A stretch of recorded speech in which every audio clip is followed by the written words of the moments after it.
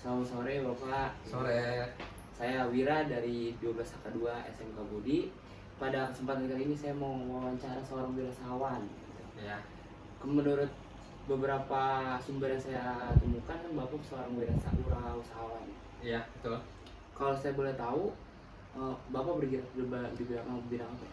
Kalau saya itu menjual daging babi.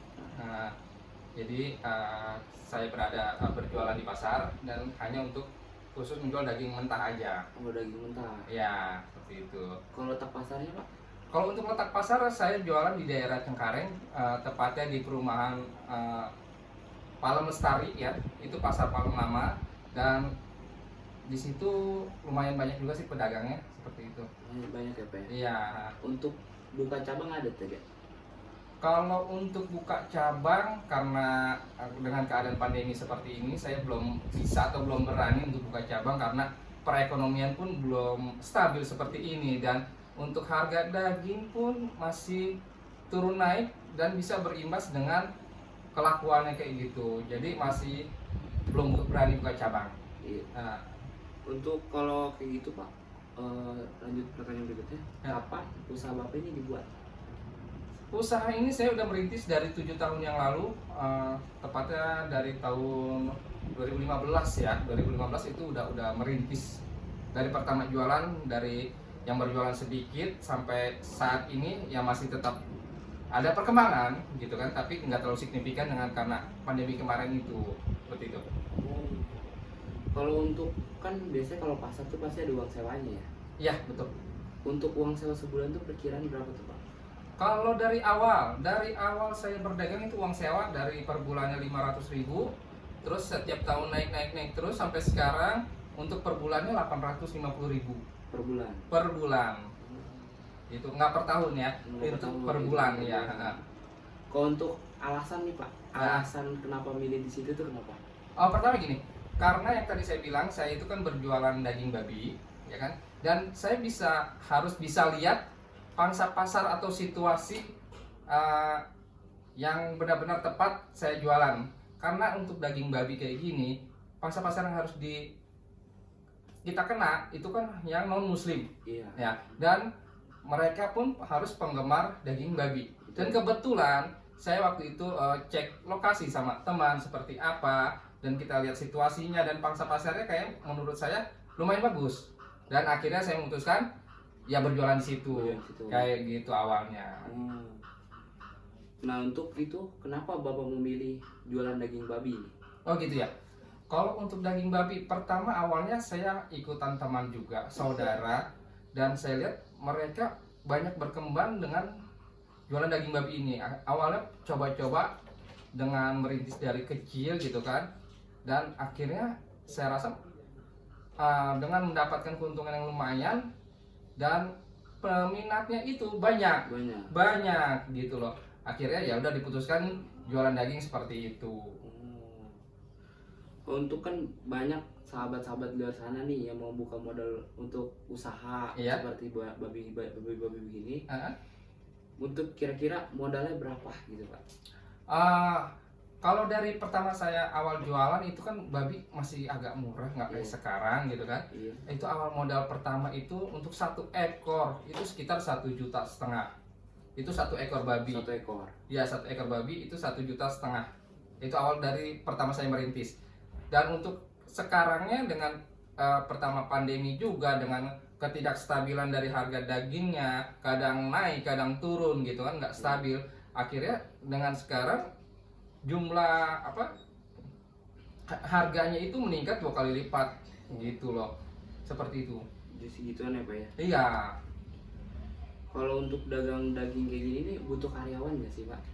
Kalau dibilang butuh karyawan pasti. Yang namanya orang usaha, apalagi dengan berjualan ada customer ya kan, ada konsumen gitu kan. Otomatis saya sendiri dengan jumlah daging yang saya jual itu terkadang nggak bisa melayani sendiri. Harus ada yang bantu gitu. Jadi kadang saya pernah coba sendiri, itu pun kewalahan. Akhirnya saya putuskan untuk merekrut karyawan seperti itu. Nggak bisa sendiri lah Nggak bisa intinya. sendiri. Iya gitu. Karena sudah karyawan, kira-kira omset per bulan tuh berapa?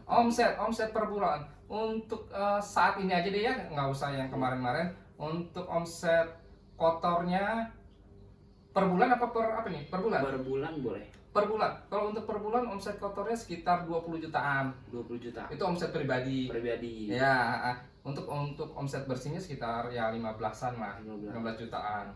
Seperti itu. Kan harus kalau Bapak buka pasar baru, berarti kan harusnya ada pemasarannya. Ya, Bagaimana orang mengenal produknya. betul. Bagaimana strategi Bapak memperkenalkan produk tersebut? Oke. Untuk strategi itu sebenarnya kayak gini. Orang itu bisa datang langsung ke tempat saya, ya kan?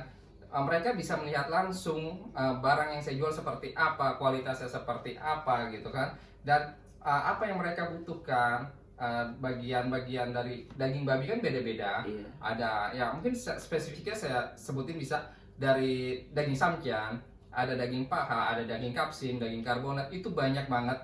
Jadi setiap konsumen itu berbeda-beda. Mereka butuhnya apa, gitu kan.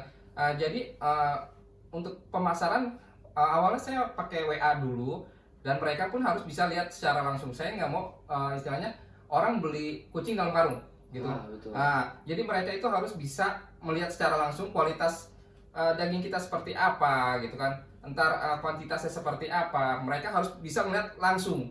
Enggak hanya lewat kayak sekarang kan online atau seperti apa kayak gitu kan. Kalau saya ingin lebih baik lihat langsung. Nanti untuk rasanya mereka bisa rasakan sendiri seperti apa, dan jika ada kekurangan atau komplain seperti apa, itu saya bisa terima, dan untuk selanjutnya kita bisa lebih perbaiki lagi. Iya, seperti itu. Nah, kan berarti sebelum dipasarkan babi tersebut, berarti melalui proses-proses nih Pak. Betul. Apa saja itu prosesnya? Untuk proses dari pertama babi yang hidup, itu melalui proses penjagalan, dijagal gitu kan, dipotong.